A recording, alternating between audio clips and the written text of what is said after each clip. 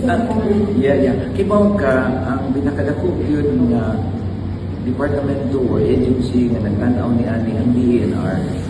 So, well, para na ako, they have already made that decision, then we'll just follow it. And ang ato lang tanaw sa syudad, kung naay mga ordinansa nato na wala matuman sa ilang sa organisasyon or sa kumpanya, then we will have to inform them and then give them disciplinary actions kinihanglan based on sa balaod.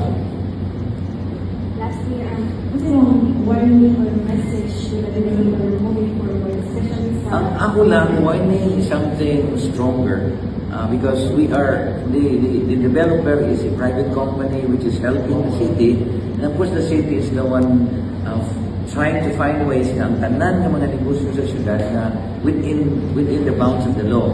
Ang ako lang sa developer, there was this one ba, ng notion niya, uy, kamo ba ay nakakuha sa flooding all over sa dili sa Ubos.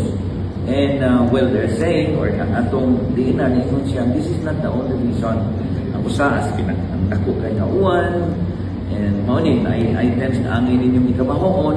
Ako lang, if there are regulations or recommendations that's coming from our city centro and at the same time sa atong DENR, well, we are here, the city will make sure na kung sa ilang recommendation na ato yun na siyang ipatuman. And then, considering na atay balaod, niya nilang matuman, then we will impose what's in the law na di pangayo or di latag dito na disiplina.